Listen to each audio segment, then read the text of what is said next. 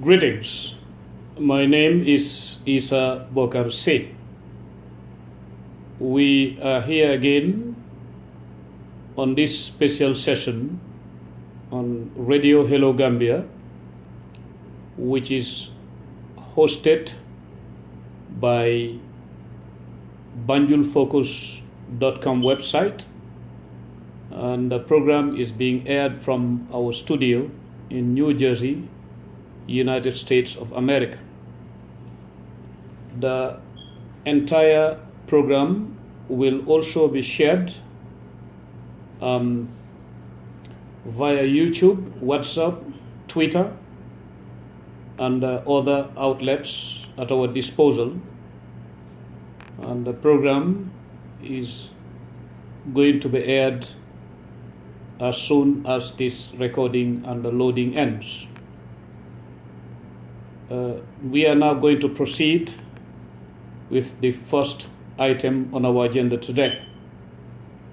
The theme is this: Gambians should stop using gossiping, character assassination while sandwiching their goals within evil intentions. Gambians should also stop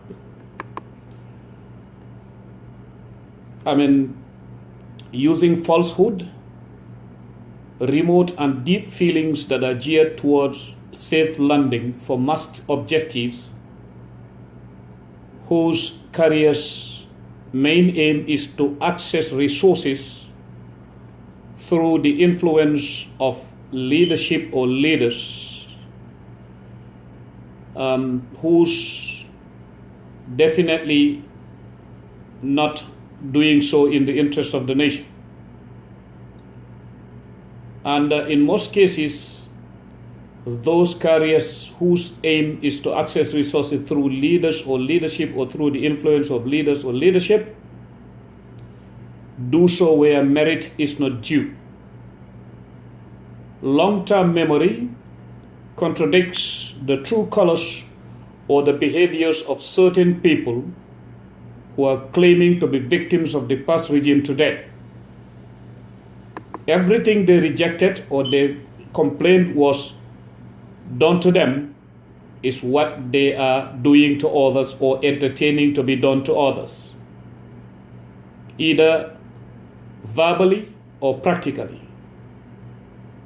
or other undercurrents. Our fight against tyranny was meant to build a vessel whose captain should be justice with competence, checks and balances, among other things, as the crew. Now we proceed. In our session today, we will use the following as a case study, because everything we are experiencing now or have been experiencing during the past 22 years was first brewed in our minds through a conductor called culture. If these two are not revisited and diagnosed for obvious reasons, we will never ever realize attitudinal change. And to be more precise, these two are culture being the conductor of our desires, or culture being the conductor of our faiths. Culture is man-made, therefore culture, like oxygen, can also be polluted. Now we are going to read this notice that was released today along those very lines. Notice with warning: group chats or messages without the recipient's consent are toxic and unwanted.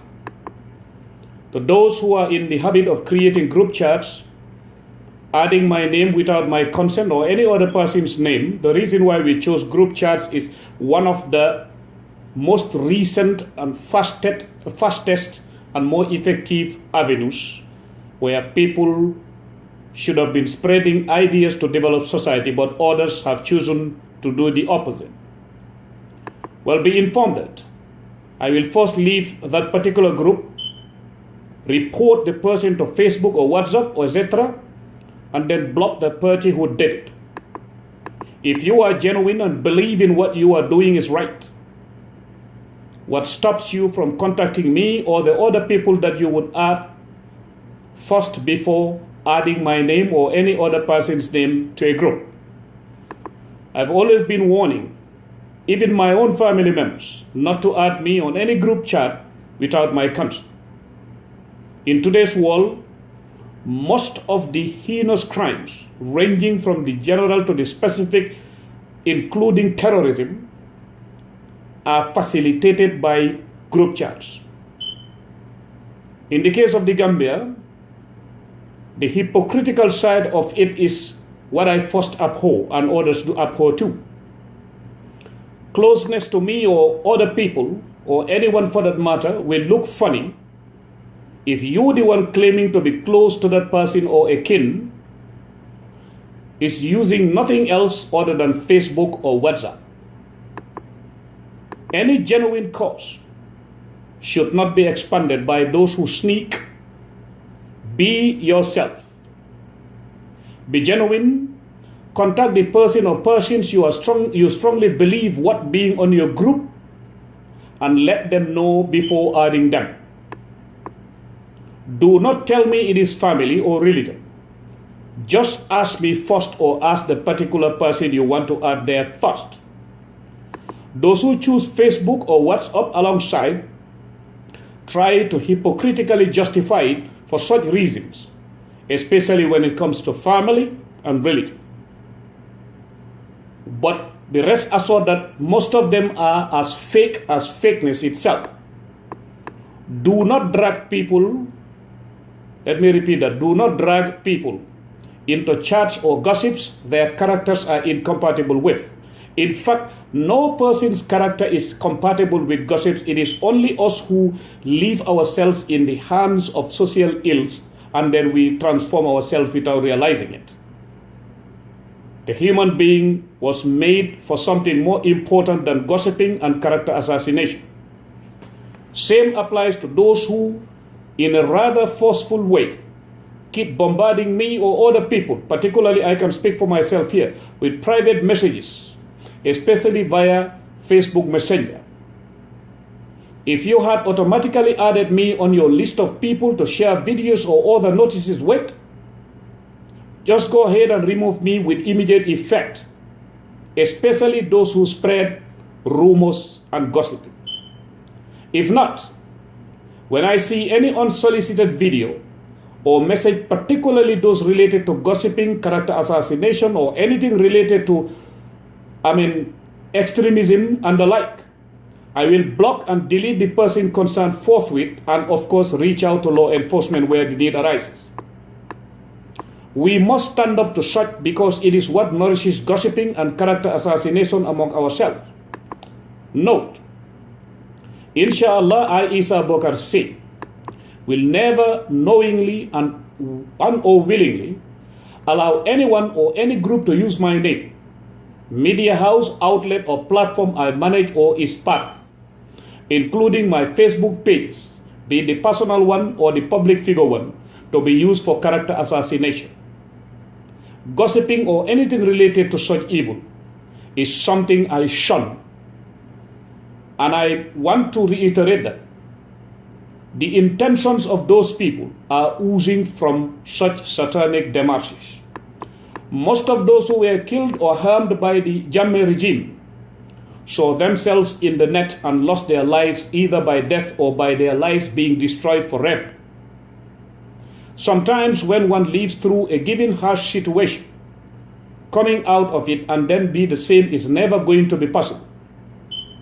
Many lost their lives thanks to gossip, envy, hate, ultimately character assassination, turned to an accusation near a tyrant who never used President Reagan's trust but verify method. President Yahya Jammeh was listening way too much to such satanic souls. I used to tell him this, he never listened.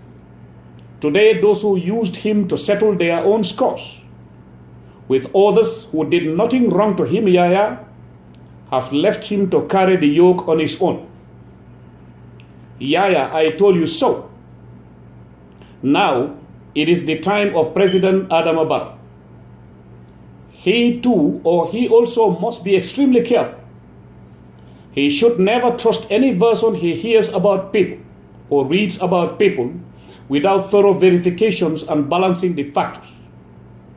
Even if the information is coming from those closest to him, he should always remember that the only person who loves him without any question or without any doubt is his own biological mother, our mother, period. Humans are by nature subjective.